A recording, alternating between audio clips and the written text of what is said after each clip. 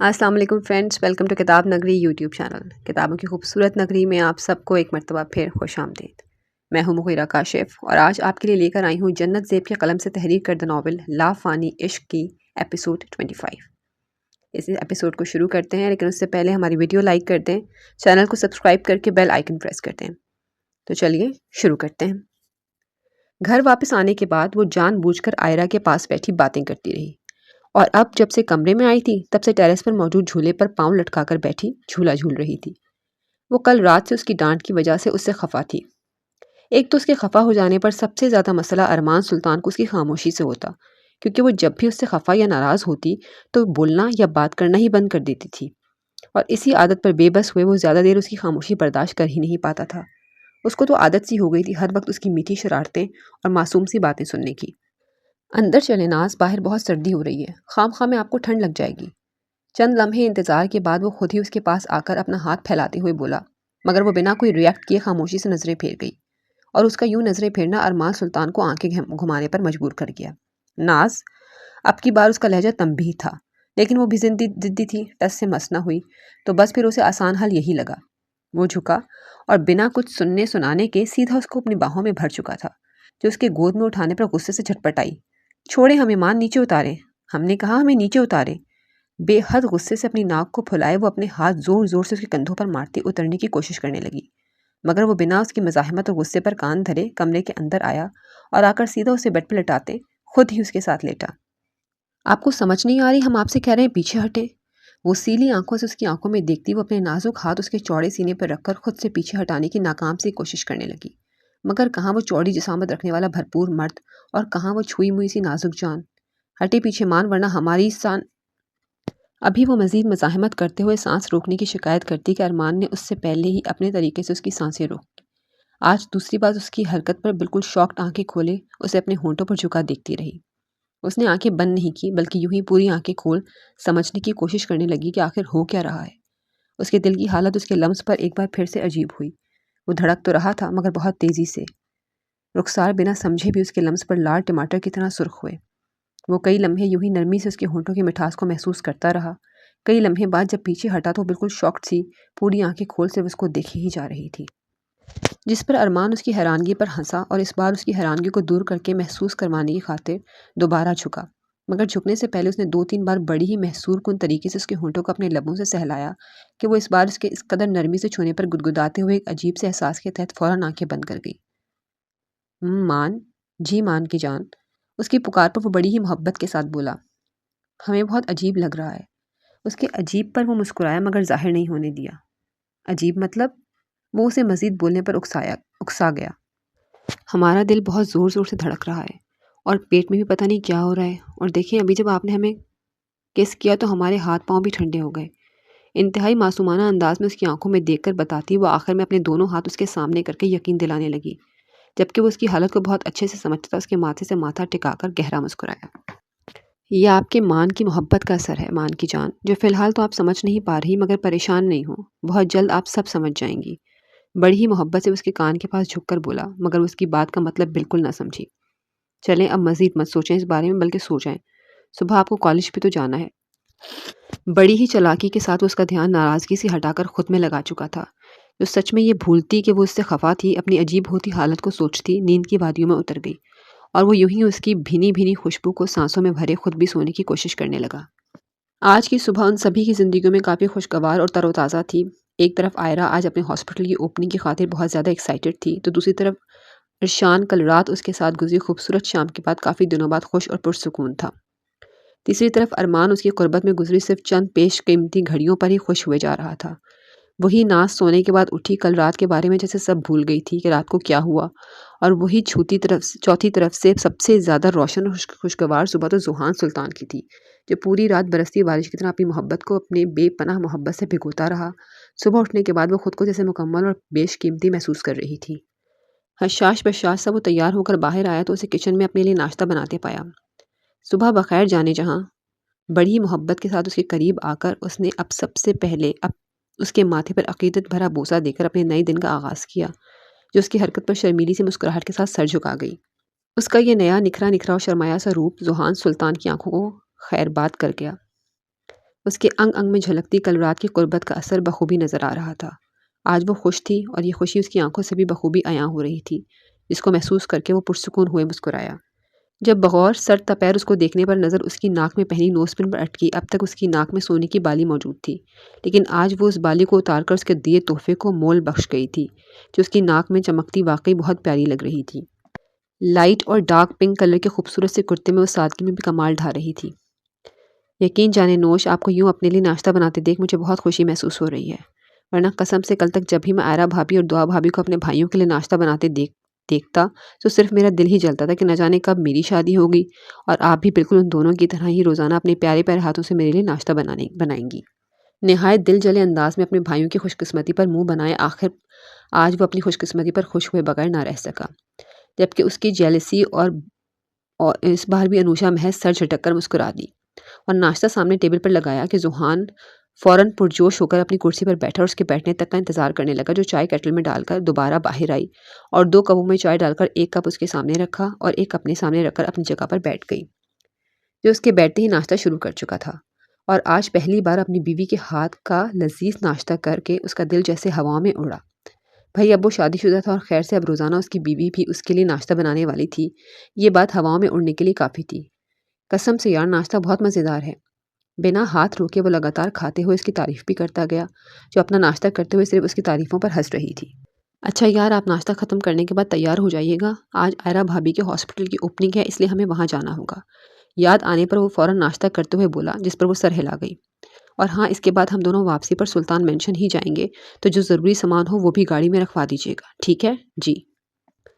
Hospital की opening काफ़ी अच्छी रही। तमाम शेयर होल्डर्स, हॉस्पिटल में काम करने वाले डॉक्टर, नर्सेस और घर के तमाम लोगों ने शिरकत करके उसकी खुशी को मज़ीद दुबाला किया। वो बहुत ज़्यादा खुश थी कि सब कुछ बिल्कुल वैसा ही हुआ जैसा उसने सोचा था। अब बस उसे अपनी काबिलियत और मेहनत दिखाकर एएम हॉस्पिटल को उसकी बुलंदियों तक पहुंचाना था, जिसका ख्वाब वो शुरू वक्त से देखती आई थी। Congratulations doctor Ayra, I hope so कि आप इस हॉस्पिटल को बहुत अच्छे से मैनेज करेंगी और बहुत जल्द ये हॉस्पिटल बाकी हॉस्पिटल्स को अपने नाम और काबिलियत की वजह से टक्कर भी देगा। डॉक्टर आरिफ, जिन्होंने उसे गाइड और काफ़ी सारा एक्सपीरियंस दिया था, वो बहुत पुरजोश और पुरयकीनी से आकर बोले, जिस पर वो सर हिलाकर मुस्कुराई। इंशाल्लाह डॉक्टर, मैं अपनी पूरी कोशिश करूँगी। मुझे आपसे यही उम्मीद है। वो उम्र में उससे ज़्यादा बड़े नहीं थे, लेकिन एक्सपीरियंस उनका उससे थोड़ा ज़्यादा था, इसलिए वो उसे अप्रिशिएट करके वहाँ से चले गए। कंग्रेचुलेशंस अरू, बहुत बहुत मुबारक हो तुम्हें तुम्हारे हॉस्पिटल की। वो अभी गए ही थे कि फारिस, उसके चाचू का बेटा और उसका क्लोज फ्रेंड प्लस कज़न, उसके गले आकर लगते हुए बोला, जिस पर आयरा को उसका गले लगना तो नागवार न लगा, क्योंकि उन दोनों में इतनी बॉन्डिंग थी कि वो दोनों हंसी मजाक करते हुए एक दूसरे को अक्सर गले या टच कर लिया करते थे। मगर बेशक उन दोनों की अंडरस्टैंडिंग काफ़ी अच्छी थी, लेकिन उसके बावजूद फारिस का यूँ आयरा के गले लगने और आयरा का मुस्कुराकर उसके गिर्द बाजू बांधना, दूर मोबाइल पर किसी से बात करते हाथ सुल्तान की आंखों में मिर्चियाँ ज़रूर घोल गया था। वो अच्छे से वाकिफ था फारिस और आयरा की दोस्ती से, और अक्सर कई बार उन दोनों की ऐसी शरारतें भी देख चुका था, लेकिन इस बार उसका यूं अपनी बीवी को गले लगाना और अपनी बीवी का मुस्कुरा देना उसे नागवार ज़रूर गुजरा था। फिर भले इसके पीछे इंटेंशंस गलत नहीं थी।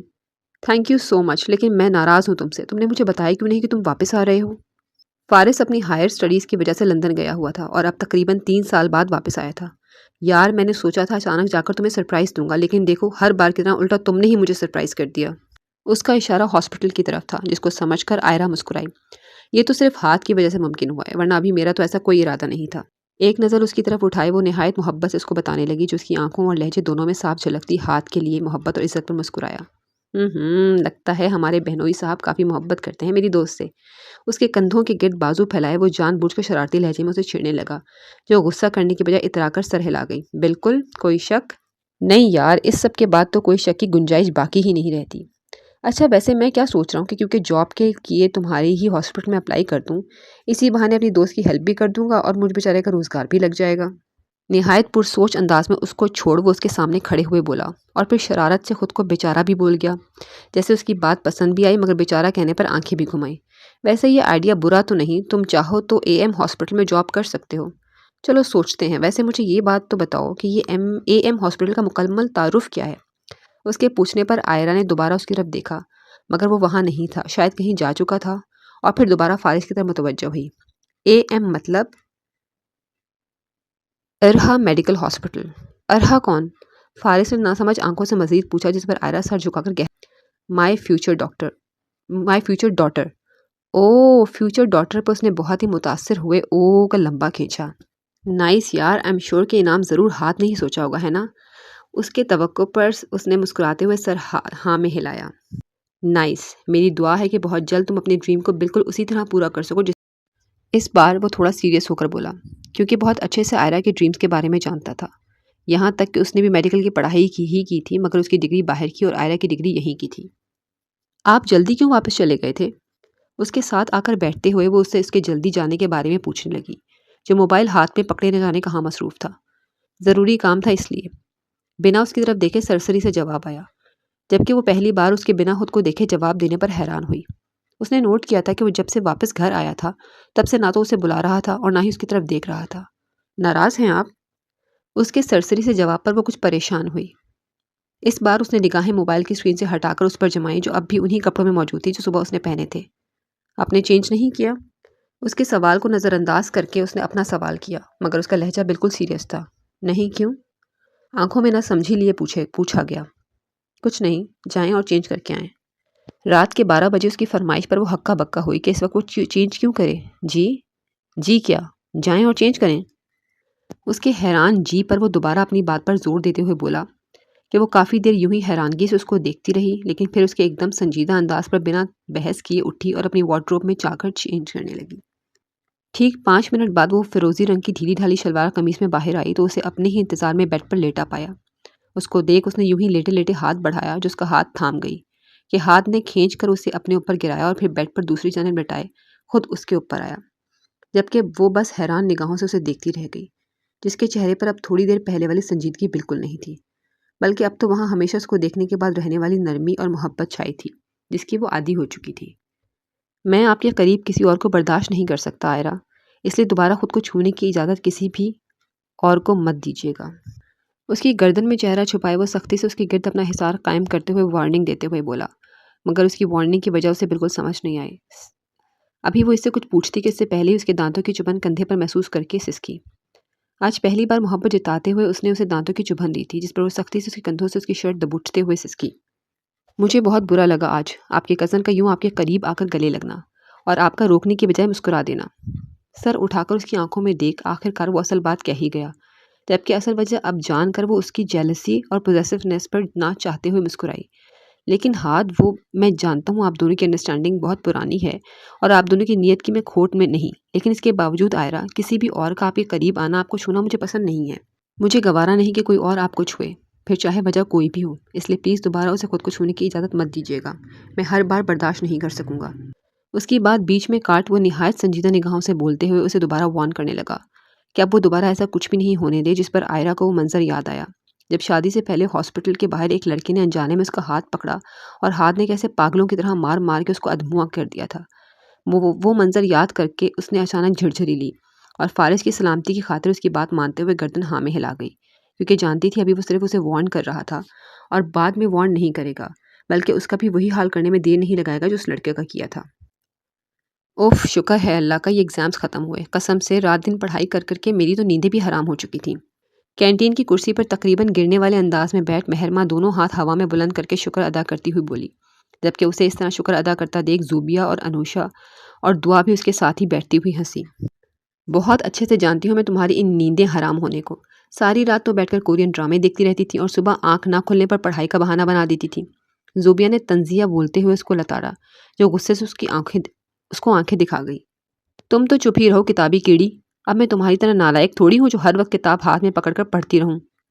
वो भी मेहरमा थी, हिसाब बराबर करना बहुत अच्छे से जानती थी, इसलिए बिना लिहाज किए जूबिया को जवाब दिया, जिसके बदले में उसे जूबिया का करारा थप्पड़ बाजू पर मिला था।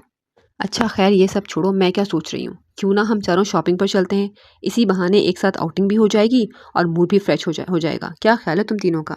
जूबिया के थप्पड़ का जवाब बाद में देने का सोच वो अपना ऑर्डर कैंटीन वाले को बताती इन तीनों को अभी बनाया गया अपना प्लान बताने लगी। गुड आइडिया, मुझे तो कोई एतराज़ नहीं। तुम बताओ नूशा, दुआ, तुम दोनों का क्या ख्याल है? कौन सा ख्याल जानना चाह रही हैं आप मेरी खूबसूरत बीवी से? उनके करीब आते हुए जुहान जूबिया की बात सुन चुका था, इसलिए निहायत पुरशौक निगाहों से अनुषा की जानिब देखते हुए पूछने लगा, जो उसके आने पर हल्की सी मुस्कुराहट के साथ सर झुका गई। वक्त और हालात दोनों बदल चुके थे। पहले वो उसको देखकर नज़रअंदाज कर देती थी, लेकिन आज नज़रअंदाज नहीं बल्कि शर्मीली सी मुस्कुराहट के साथ सर झुका दिया गया था, जो कि ज़ुहान सुल्तान के सीधा दिल को लगा। पेपर कैसा हुआ? उसके साथ ही कुर्सी पर बैठ निहायत मोहब्बत से पूछा गया। अच्छा हुआ। यूं ही हल्की सी मुस्कुराहट के साथ उसने सरसरी सा जवाब दिया, जबकि उन दोनों का सरेआम रोमांस महरमा को चिढ़ाने का सबब बना। ज़ुहान साहब, ज़रा हम गरीबों से भी दरियाफ्त फरमा लें, आज आखिर सिर्फ आपकी बेगम साहिबा का नहीं बल्कि हम तीनों का भी पेपर था। ज़रूर मेरी प्यारी साली साहिबा, मैं आप सबसे भी पूछूंगा, लेकिन पहले अपनी ज़ौजा मोहतरमा से तो दरियाफ्त कर लूँ। अब उन्हें छोड़कर आपसे पूछना अच्छा थोड़ी लगता। उसकी चिढ़ का जवाब निहायत बाअदब तरीके से बोलते हुए ज़ुहान ने दिया। पता नहीं क्यों, लेकिन जितनी अंडरस्टैंडिंग इन दोनों में थी उतनी ही लड़ाई भी वो दोनों ही करते थे, जिस पर कभी कभी तो वो तीनों हंस देती तो कभी तंग आकर उठ ही जाती। अच्छा खैर, मुझे ये तो बताएं, आखिर किस बारे में राय मांग रही थी आप मेरी नोश और भाभी से? अनुज के हाथ से कोल्ड ड्रिंक की बोतल पकड़कर वो खुद पीते हुए उसने दोबारा सवाल किया। उनकी बातों के दरमियान वेटर समोसे और कोल्ड ड्रिंक्स उनकी टेबल पर रखकर जा चुका था, जिसके जाने के बाद महरमा फ़ौरन समोसों के साथ इंसाफ शुरू कर चुकी थी, जबकि अनुषा और दुआ दोनों ने कोल्ड ड्रिंक ही मंगवाई, जो कि वो भी ज़ुहान पकड़ चुका था। महरमा का आइडिया था कि थोड़ा मूड फ्रेश करने के लिए हम सब शॉपिंग पर चलते हैं, तो इसी बारे में दुआ और अनुषा से पूछ रही थी। साथ साथ अपना समोसा खाते हुए जूबिया ने जवाब दिया, आइडिया बुरा तो नहीं है, आई थिंक चलना चाहिए, और इससे इन इतने दिनों की जो एग्ज़ाम्स की वजह से स्ट्रेस थी वो भी ख़त्म हो जाएगी। 2-3 घूंट भरकर उसने बोतल वापस उसको दी और साथ जाने की हामी भी भरी, जिस पर अनुषा तो बेफिक्र हो गई, मगर दुआ परेशान ज़रूर थी कि पता नहीं अरशान जाने दे या नहीं। लेकिन मेरा नहीं ख्याल कि अरशान इजाज़त देंगे। उन चारों की तरफ देख वो मुंह लटकाकर बोली, डोंट वरी भाभी, आप रुके, मैं भाई से पूछ लेता हूँ। क्या हुआ? वो जो दुआ को बेफिक्र रहने का बोल उसे कॉल में मिला रहा था, कॉल रिसीव होने के बजाय साइड उसकी आवाज़ सुनकर कॉल काट गया। अच्छा हुआ भाई, आप खुद आ गए। अपनी जगह से उठ उसने उसे बैठने की जगह दी, जो बैठा और बैठते हुए दुआ के हाथ से कोल्ड ड्रिंक की बोतल भी छीन चुका था, जिसके अभी उसने 2-3 ही सिप लिए थे। कोल्ड ड्रिंक खुद पकड़ते हुए उसने वेटर को इशारा किया और उसके लिए फ्रेश ऑरेंज जूस ऑर्डर किया, मगर अपनी बोतल छीनने और जूस के ऑर्डर पर दुआ ने कड़वा सा मुंह ज़रूर बनाया, जिस पर उन चारों को हंसी आई। अब बोलो, क्या बोल रहे थे? उसके लिए मंगवाया गया जूस उसके सामने रख उसने ज़ुहान को बोलने का कहा, जो उसकी कुर्सी से टेक छोड़कर सीधा हुआ। कुछ नहीं, ये सब शॉपिंग का प्लान बना रही हैं, जिसके लिए आपकी बेगम साहिबा को आपकी इजाज़त तलब है कि वो भी हमारे साथ चली जाएं। ज़ुहान की बात पर उसने दुआ की तरफ देखा, जो मुंह टेढ़े टेढ़े डिज़ाइन बनाकर जूस पी रही थी। ठीक है, छुट्टी के बाद सभी एक साथ चलेंगे। Are you sure doctor? Doctor की बताई गई बात पर वो जैसे बेयकीन हुए बोली, जबकि उसकी बेयकीनी पर डॉक्टर हल्का सा मुस्कुराई। Yes doctor Ayra, I am 100% sure. You are 2 weeks pregnant. इस बार उनकी श्योरिटी पर वो बेयकीनी के साथ साथ खुशी की कैफियत में मुब्तला हुई। वैसे तो मैं हैरान हूँ कि आप खुद भी डॉक्टर हैं, इसके बावजूद इस बात से लाइल्म रही, लेकिन फिर भी आपको बता दूँ कि आपकी प्रेगनेंसी 2 हफ्ते पुरानी है, मतलब कि आप पिछले 2 हफ्तों से प्रेग्नेंट हैं। उसकी रिपोर्ट उसके सामने रखते हुए डॉक्टर ने मजीद इन्फॉर्मेशन दी और साथ ही अल्ट्रासाउंड की स्क्रीन उसके सामने की, ताकि वो यकीन कर सके, मगर वो तो खुशी और नमी दोनों आंखों में समोए धड़कते दिल के साथ स्क्रीन पर उभरने वाले अक्स को देखती रही, जिसको देख उसकी आंखों में खुद ब खुद ममता भरी खुशी और होंठों पर मीठी सी मुस्कान उभरी। ये कितना छोटा सा है। अपनी उंगली की पोरों से वो बड़े ही प्यार से झिलमिल करते इस अक्स को छू रही थी, जिसको छूते हुए दिल की हालत अजीब ही थी। लेकिन एक मिनट, ये दो, मतलब? यस डॉक्टर, आपके ट्विंस बेबी हैं। You have no idea doctor, मैं कितनी खुश हूँ, मैं एक्सप्लेन नहीं कर सकती आपको। Thank you so much. अपनी खुशी को बमुश्किल संभाले वो डॉक्टर को तकरीबन गले लगाती हुई शुक्रिया बोली। डॉक्टर उसकी सिचुएशन को समझती हुई मुस्कुराई और उसे अपना ख्याल रखने की हिदायत दी। बाकी का सारा वक्त उसका हॉस्पिटल में बेचैनी और इंतज़ार में ही गुजरा। वो बस फ़ौरन जाकर ये खुशी की खबर उसे देना चाहती थी, जिसका सबसे ज़्यादा इंतज़ार उसको था। बेशक माँ बनने की खुशी उसे भी हद से ज़्यादा थी, मगर सबसे ज़्यादा खुशी तो आज अपने महबूब शोहर की ख्वाहिश पूरी हो जाने की थी। वो तो बेताब थी कि पता नहीं जब वो ये खबर सुनेगा तो क्या रिएक्ट करेगा। उसका यही रिएक्शन जानने के लिए तो वो बेताब थी। अल्लाह अल्लाह करके आज का दिन ख़त्म हुआ और वो ऑफ होने के बाद अपना बैग और ओवरऑल दोनों बाजू पर डाले गेट से बाहर आई, जहाँ हर बार की तरह आज भी वो वजाहत का शहकार बना उसके इंतज़ार में गाड़ी के बोनट के साथ टेक लगाकर खड़ा था। ब्लैक कलर की पैंट पर वाइट शर्ट, जिसके बाजू हर बार की तरह कोहनियों तक फोल्ड थे, शर्ट के ऊपरी 2 बटन जिन्हें अब वो जानबूझकर हमेशा खोल देता, दाहिनी कलाई पर कीमती काली घड़ी जो उसकी गोरी रंगत पर अलग ही निखार पैदा कर रही थी, माथे पर हमा वक्त सेट रहने वाले बाल इस वक्त बिखरे हुए थे, चेहरे पर अपनी अज़ली संजीदगी समोए हेज़ल ग्रे आंखों में उसको देख हर बार उभरने वाली पुरसुकून मुस्कुराहट और उसके अंदाज से झलकती मगरूरियत। वो किसी को भी पल में अपना असीर बनाने की सलाहियत बखूबी रखता था, मगर अफसोस कि उसकी इस सलाहियत से उसको अपनी मताए जान के अलावा बाकी सभी महरूम थे। उसको देख वो फ़ौरन सीधा खड़ा हुआ, जबकि वो अपनी मुस्कुराहट को छुपाए चलती हुई आई और सबसे पहले उसके खुले बटन्स बंद किए, जिस पर हर बार की तरह इस बार भी वो गहरा मुस्कुराया और आगे बढ़कर उसकी साइड का दरवाज़ा खोला, जो अपना बैग रखकर खुद भी बैठी, जिसके बाद वो अपनी साइड पर आया और ड्राइविंग सीट संभालते हुए गाड़ी घर के रास्ते पर दौड़ाई। कैसा गुजरा दिन? अपना पहला सवाल दोहराया गया, लेकिन वो एक नज़र उसकी तरफ देख खामोश रही। मुझे याद किया? उसकी खामोशी पर उसने खुद ही दूसरा सवाल दोहराया, मगर इस बार भी जवाब नदारद था, जो उसको हैरान कन तो लगा, मगर इससे ज़्यादा हैरान करने वाली चीज़ उसकी मुस्कुराहट और आंखों की चमक थी। मतलब वो मुस्कुराती तो थी, मगर आज कुछ अलग था, जो कि उसे बिल्कुल समझ ना आया। इसलिए चुपचाप खामोशी से बाकी का रास्ता तय करने लगा, क्योंकि चाहता था जो भी हो वो खुद उसे बताए। और पता है भाभी, उन दोनों की लड़ाई देखते हुए कितनी हंसी आ रही थी। मतलब आप सोच नहीं सकती कितना फ़नी सीन था। अगर आप भी वहाँ होती तो कसम हंस हंस कर लोटपोट हो जाती। वो चारों शॉपिंग करके थोड़ी देर पहले ही घर आए थे और अब सभी घर वाले एक साथ ड्राइंग रूम में बैठे चाय और स्नैक्स एंजॉय करते हुए ज़ुहान की स्टोरी सुनकर हंस हंस कर पागल हो रहे थे। क्योंकि आज शॉपिंग के दौरान जब वो लोग वापस निकलने लगे तो वहाँ दो औरतें आपस में लड़ाई करने लगी, जिसके बाद जो हाल उन दोनों ने एक दूसरे का बाल खींच खींच कर किया, उस पर हंस हंस कर ज़ुहान, मेहरमा, अनुषा, उन सभी का बुरा हाल था। और अब ज़ुहान उन सभी को वो वाक़या सुनाकर एंटरटेन कर रहा था। ये कितना फ़नी सीन होगा ना ज़ुहान भाई, हमें तो सोच सोच कर हंसी आ रही है। काश हम भी आप सबके साथ होते और अपनी आंखों से देख सकते। उसकी स्टोरी पर हंसते हुए नाज ने मुंह लटकाकर अपने ना होने का अफसोस भी किया। हाँ वैसे अफसोस है भाभी, आपने इतना फ़नी सीन मिस कर दिया, लेकिन कोई बात नहीं, कभी दोबारा ऐसा कुछ हुआ ना तो हम दोनों देवर भाभी ज़रूर देखने जाएंगे। उसके अफसोस पर हाँ कर जुहान ने बाद में आंख दबाकर फ्री का मशवरा भी दिया, जिस पर नाज ने तो फ़ौरन पुरजोशी से हाँ की, लेकिन अरमान ने जुहान को घूरी ज़रूर डाली। ये हाथ भाई कहाँ है, नज़र नहीं आ रहे। सबके बीच में हाथ की गैर मौजूदगी को नोट कर वो अपनी चाय का सिप लेते हुए पूछने लगा। फरीद भाई की तरफ गए हैं, कह रहे थे थोड़ी देर तक आ जाएंगे। ओफ, एक तो ये मेरे भाई, इनको तो काम के अलावा कुछ सूझता ही नहीं, जब देखो बस काम काम और काम। इनके इतने काम करने पर और कोई ना सही, मगर मुझे यकीन है कायदे आज़म बहुत खुश होंगे। आयरा के जवाब पर पहले तो वो थोड़ा चिढ़ा, मगर फिर शरारती हुआ, जिस पर सभी उसकी बात पर हंसने लगे, क्योंकि सच में उसे काम के बाद दूसरा ख्याल भी काम का ही आता था। इस वक्त वो और फरीद दोनों एक साथ उसके अपार्टमेंट में मौजूद थे, जब अपने सामने टेबल पर पड़ी फाइल्स और फरीद की बात पर उसकी हेजल ग्रे आंखों में एकदम सुर्खी फैली। माथे की तनी रगें उस बात की गवाही थी कि शायद जो बात फरीद ने की वो उसके लिए नाकाबिले फरामोश थी। जैसे जैसे फरीद फाइल के वरक पलट कर उसे कुछ बता रहा था, वैसे वैसे उसके चेहरे के और आंखों के तासुरात सर्द से सख्त तरीन होते जा रहे थे। न जाने उन दोनों के दरमियान कौन सी बात चल रही थी, मगर जो भी थी, हाथ के तासुरात और फरीद की गर्म जोशी इस बात की साफ गवाही थी कि मामला काफ़ी सीरियस है। रात को तकरीबन 2:30 बजे वो कई हद तक खुद को नॉर्मल करने के बाद वापस घर आया। तब तक सभी अपने अपने कमरों में जाकर सो चुके थे, इसलिए वो भी अपनी टाई की नॉट ढीली करते बाएं बाजू पर अपना कोट डालकर कमरे में आया, मगर सामने से अब तक जागते देख ठिठका। वो शायद उसी की वापसी का इंतजार कर रही थी, इसीलिए फ़ौरन बेड से उठकर उसके करीब आई, जिसकी थकान, गुस्सा और सख्तपन उसके मनमोहनी चेहरे को देखते ही कहीं दूर जा सोए थे। अब उसके चेहरे पर नरमी थी, जो सिर्फ उसके लिए ही थी। इतनी देर लगा दी आपने, मैं कब से आपका इंतज़ार कर रही थी। उसके बाजू से कोट लेकर सोफे पर रख वो दोबारा उसके करीब आई, टाई खोलते हुए पूछने लगी, जो उसकी बात पर मुस्कुराया और उसके दोनों हाथ अपने हाथों में लिए उन पर मोहब्बत से बोसा देकर उसकी आंखों में देखने लगा, जिनमें देखने के बाद वो हर शय, हर गम भूल जाता था। क्या हुआ, आप परेशान हैं? भले ही वो अपनी आंखों में मोहब्बत लाए परेशानी छुपा गया था, मगर वो भी उसकी दीवानी थी। बिना जाहिर किए भी महज हल्की सी झलक पर महसूस कर गई कि कोई बात है। मेरी हर परेशानी का हल हैं आप। आपके होते हुए मैं परेशान नहीं हो सकता।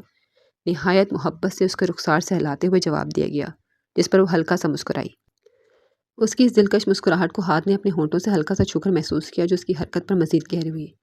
क्या बात है, मुझे ऐसा क्यों लग रहा है कि जैसे आप मुझसे कुछ छुपा रही हैं? उसकी मुस्कुराहट और आंखों की चमक अब फिर बिल्कुल वैसी ही थी जैसी हॉस्पिटल से वापसी पर। इसलिए अब की बार वो पूछ ही बैठा। यही समझ लें। अपने होंठों को गहरी मुस्कुराहट के हाथे में छुपाए उसने गर्दन हाँ में हिलाकर उसे तजस्सुस में डाला। क्या समझ लूँ? यही कि मेरे पास आपके लिए 2 सरप्राइज़ हैं। अपने लहजे में बेइंतहा तजस्सुस पैदा कर वो उसके करीब से हटकर टेबल के पास गई और उसकी फेवरेट रसमलाई की प्याली पकड़कर दोबारा उसके पास आई। और क्या है ये सरप्राइज़? अपनी आंखों को नासमझी से उचकाकर उसने जैसे जानना चाहा। बताती हूँ, पहले ये खाएं।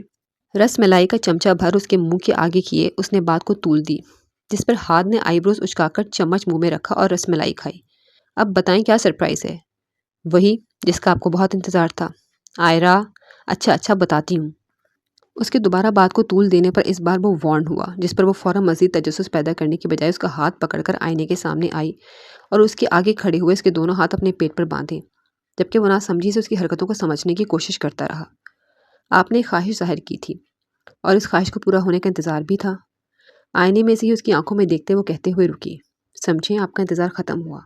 एक बार फिर वो रुकी और साथ ही कुछ कुछ समझकर हाथ सुल्तान की धड़कनें भी अरहा उसको इरहा इज़ कमिंग बाबा टू बी।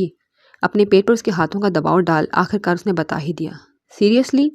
झटके से उसका रुख अपनी तरफ किए वो हैरत और खुशी दोनों की मिली-जुली कैफियत में बोला, जिस पर आयरा ने दोनों हाथ उसके कंधे पर रख नम आंखों से सर हाँ में हिलाया। कुछ आपसे, कुछ मुझसे, हम दोनों को मिलाकर जो एक हो, जो आपके वजूद का हिस्सा हो और मेरे वजूद में सांस ले, वो बहुत जल्द इस दुनिया में आने वाला है हाथ, हमारी औलाद। आप बाबा बनने वाले हैं, हमारी इरहा के बाबा। एक अलवही खुशी थी जो बयान करते हुए इसके होंठों और लहजे से फूट रही थी, जिसको सुनने के बाद तो जैसे वो पागल दीवाना सच में पागल हुआ। उसके माथे से माथा टिकाए ना तो समझ आ रही थी वो रो रहा है और ना समझ आ रही थी कि हंस रहा है। हाथ श्श, अभी कुछ मत बोलें, अभी बस खामोशी से इस एहसास को महसूस करने दें, जिसे महसूस करने की खातिर पहले दिन से मैंने कितना इंतज़ार किया है। वो जो कुछ कहती है कि उसने फ़ौरन टोका और यूं ही इसके माथे से माथा टिकाए उसके पेट पर हाथ रखकर अपने इस एहसास को महसूस करना चाहा जिसने उसे शौहर के बाद बाप के ओहदे पर फाइज किया था। उसके दिल की हालत अजीब थी, न समझ आ रही थी कि खुश हो, न समझ आ रही थी कि रोए। वो रोना भी चाहता था और खुश भी होना चाहता था। दिल धड़क तो रहा था, मगर हालत कुछ अलग ही थी। ये खुशी जो उसे आज नसीब हुई थी, इस खुशी को महसूस करने की खातिर उसने तब से इंतज़ार किया था, जब पहली बार आयरा के लिए उसके दिल में एहसास जगा। जब उसे महसूस हुआ कि वो उसे कितना चाहता है, किस कदर दीवाना है वो उसका। तभी उसने सोच लिया था कि उसकी ज़िंदगी में वही शामिल होगी, और अगर उसके बाद कोई और औरत शामिल हुई तो वो सिर्फ उसकी बेटी होगी, इरहा हाथ सुल्तान। इरहा का नाम तो शायद उसी वक्त सोच लिया था उसने, और आज खुदा के करम से उसका इंतज़ार भी पाए तकमील को पहुंचा। आज उसकी ज़िंदगी की ये खुशी भी पूरी हो गई, जिसके बाद अब उसे और खुदा से किसी ख्वाहिश की तलब नहीं थी। कई लम्हे यूं ही इस खूबसूरत एहसास को महसूस कर उसने सर उठाया, जब आयरा उसकी आंखों की नब्बी पर मुस्कुराई। दूसरी खुशी की खबर तो सुन लें, इससे बड़ी और क्या खुशी की खबर होगी अजीज़ मन, क्या आप मुझे औलाद देने वाली हैं, मैं बाप बनने वाला हूँ। उसके अंदर की खुशी वो उसके लहजे से बखूबी महसूस कर चुकी थी, लेकिन उसे मज़ीद खुश भी तो करना था। इससे ज़्यादा खुशी की खबर यह है कि आप सिर्फ एक के नहीं बल्कि दो दो बच्चों के बाबा बनने वाले हैं। उसकी शर्ट के बटन को उंगली के साथ छेड़ती वो शर्म से गुलनार उसकी शर्ट के बटन को उंगली के साथ छेड़ती वो शर्म से गुलनार होती बोलकर अपने होंठ चबाने लगी, जबकि दो बच्चों पर वो एकदम सर पीछे की तरफ गिरा इस कदर दिलकशी से कहका लगाकर हंसा कि उसकी मुस्कुराहट को शर्मीली निगाहों से देखती रह गई। शुक्र अल्हम्दुलिल्लाह। वालेहाना मुस्कुराहट के साथ लबों से अल्लाह का शुक्र अदा कर उसने मोहब्बत से आयरा को गले लगा। हाथ भाई, मैं आपको बता रहा हूँ, दूसरे बेबी को नाम मैं खुद रखूंगा, फिर चाहे आप माने ना माने। सुबह नाश्ते पर ही हाथ ने सबको ये खुशखबरी देकर जैसे पुरजोश कर दिया था, जिसके बाद पूरा सुल्तान मैंशन एक बार फिर खुशी से चहका, और वो भी एक साथ आने वाली दो खुशियों पर सभी बहुत ज़्यादा खुश होने के साथ साथ एक्साइटेड भी थे। जबकि जुहान ने बाकायदा ये ऐलान भी कर दिया था कि एक नाम तो ऑलरेडी वो सोच चुका है, तो दूसरा अब वो खुद डिसाइड करेगा, जिस पर फ़िलहाल तो हाथ खामोश रहा, मगर न जाने अब वक्त आने पर क्या होता। अच्छा आयरा भाभी, ये तो बताएं, बेबी बेबी बॉयज़ हैं या बेबी गर्ल, या फिर एक गर्ल और दूसरा बॉय? आयरा की तरफ देखकर जुहान ने निहायत पुरसोच निगाहों से सवाल किया, मगर उसके सवाल पर आयरा को बेहद शर्म ने आन घेरा। बताएं ना भाभी। मुझे नहीं पता भी जुहान। अच्छा चले कोई नहीं, जैसे आपको मालूम हुआ ना तो मुझे बताइएगा, ताकि मैं कोई अच्छा यूनिक सा नाम सोच लूँ। उसके जवाब पर सुकून से कुर्सी की बैग के साथ टेक लगाए बैठे उसने जैसे बावर कराया, जिस पर वो महज हंसते हुए हाँ कर गई। आपको बहुत बहुत मुबारक हो आयरा भाभी। मेरी दुआ है अल्लाह आपको और बच्चों दोनों को अपने हिफ्ज़ मान में रखे। उसकी तरफ अपनायत भरी मुस्कुराहट के साथ देखते हुए दुआ ने मुबारक दी, जिस पर आयरा हल्का सा मुस्कुराई, मगर अपनी खुशी पर उसकी खालीपन पर अफसोस ज़रूर हुआ। जबकि ये कसक दुआ के अपने दिल में भी ज़रूर उठी थी कि अगर आज उसकी गोद भी भरी होती तो घर में दो नहीं तीन बच्चों के आने की खुशी मनाई जा रही होती। मगर खैर, अपनी कसक को उसने चेहरे पर महसूस न होने दिया, बल्कि आयरा और हाथ की खुशी में खुश मुस्कुराती रही। आप परेशान नहीं हूँ अम्मी, मैं अपना बहुत ज़्यादा ख्याल रखूँगी। आप बस बाबा और अपनी फ़िक्र करें, बाकी मैं ठीक हूँ। इस वक्त वो अपने ऑफिस में बैठी थी, जिस पर आसिया बेगम ने कॉल करके पहले तो उसे ढेर सारी दुआ और मुबारकबाद दी, और उसके बाद हिदायत और अपना ख्याल रखने की तलकीन भी कर रही थी, जिस पर उनकी तलकीनों पर सिर्फ हंसे जा रही थी। जी ठीक है, ओके, अल्लाह हाफिज़। मज़ीद 10 मिनट और माओ वाली हिदायत दे उन्होंने कॉल बंद कर दी, जिसके बाद वो अभी फ़ोन टेबल पर रखकर कुछ और करने ही लगी थी कि ऑफिस का डोर नॉक हुआ, जिस पर उसने अंदर आने की इजाज़त दी। अस्सलाम वालेकुम, कैसी है मेरी प्यारी दोस्त और फ्यूचर मामा टू बी। इजाज़त मिलने पर किसी और के बजाय फारिस हशाश बशाश से चलता हुआ अंदर आया और आते ही शरारत से बोला कि उसकी शरारत पर मामा टू बी कहने पर आयरा समझ गई थी कि उसे भी मालूम हो गया है। अल्लाह का शुक्र, हम ठीक, तुम सुनाओ कहाँ थे? इतने दिन ना कोई खबर ना कोई इतला। अम्मी बता रही थी तुम अपने दोस्तों के साथ नॉर्दर्न एरियाज घूमने गए हो। कैसा रहा फिर ट्रिप? हल्की सी मुस्कान के साथ उसे कुर्सी की तरफ इशारा करके बैठने का बोल उसने उसके ट्रिप के बारे में जानना चाहा। कमाल की कसम से वहाँ पर इतनी खूबसूरत खूबसूरत लड़कियाँ थीं कि क्या बताऊँ। बल्कि 3-4 ने तो बाकायदा अपना नंबर भी दिया है। कुर्सी पर बैठ वो निहायत छिछोरेपन का मुजाहरा करते हुए आंख दबाकर बोला कि आयरा उसकी हरकत पर सिर्फ सर झटक कर मुस्कुरा ही दी। तुम कभी नहीं सुधरने वाले। अच्छा खैर बताओ यहाँ कैसे आए? हाँ मैंने सोच लिया है कि मैं तुम्हारे हॉस्पिटल में ही जॉब करूँगा, सो बस ये अपनी सीवी सबमिट करवाने आया था। अपनी सीवी की फाइल उसके सामने रख इस बार संजीदा हुए उसने अपने आने की वजह बताई। कम ऑन फारिस, मुझे तुम्हारी क्वालिफिकेशन और ग्रेड्स के बारे में बहुत अच्छे से पता है, इसलिए इस सब की ज़रूरत नहीं। फाइल को ओपन करके देखने के बजाय उल्टा उसने वो फाइल दोबारा उसकी तरफ खिसकाते हुए कहा, जिसके पुरयकीन लहजे पर हंसा। आई नो यार, बट रूल्स भी तो फॉलो करने पड़ेंगे ना। अब तुम मेरी दोस्त और कज़न हो तो इस बात के बिना पर हम रूल्स तो ब्रेक नहीं कर सकते। हाँ ये तो है। चलो मैं तुम्हारी सीवी सबमिट कर लेती हूँ, लेकिन अगर तुम चाहो तो कल से ज्वाइन कर सकते हो। कल से क्यों? आज से नहीं कर सकता क्या? निहायत संजीदगी के साथ उसने ऐसी इजाज़त तलब की कि जैसे न जाने क्या हो। उसकी संजीदगी पर वो मुस्कुराई और इंटरकॉम पर एक नंबर डायल करने लगी। मेरे ऑफिस में आए, किसी हॉट गाइड को बुलाना ताकि मैं थोड़ा एंजॉय भी कर सकूं। उसके इंटरकॉम वापस रखने पर वो फ़ौरन शरारती लहजे में बोला कि तभी डोर नॉक करके एक 26-27 साल लड़की अंदर आई, जिसको देखकर फारिस की आंखें चमकी। राबिया, ये डॉक्टर फारिस हैं, इन्होंने हॉस्पिटल आज ही ज्वाइन किया है। आप इन्हें सर्जरी रूम्स और पूरे हॉस्पिटल विजिट करा दें और साथ ही सारे स्टाफ के साथ इनका तारुफ भी करवा दें। फारिस की तरफ हाथ का इशारा कर उसने राबिया को उसे हॉस्पिटल और स्टाफ से मिलवाने का कहा, जो बड़े ही दिल फेंक आशिकों की तरह अपने शेव को हल्का हल्का खुजाते हुए राबिया को देख रहा था, जैसे पहली बार कोई लड़की देखी हो। ओके चीफ, चलें डॉक्टर। आयरा को ओके बोल राबिया ने उसे अपने साथ चलने का कहा, जो फ़ौरन अपनी टी शर्ट ठीक करते हुए खड़ा हुआ और उसके पीछे निकलते हुए पलटकर आयरा को आंख मारना ना भूला, जबकि वो सिर्फ उसकी छिछोरी हरकतों पर हंस ही रही थी। जानती थी वो अपना फ्लर्ट करना कभी नहीं छोड़ सकता। लेकिन जो भी था, चाहे वो जितना ही शरारती फ्लर्टी था, मगर अपने काम और फैमिली के लिए बहुत ज़्यादा लॉयल था। जी जनाब, तो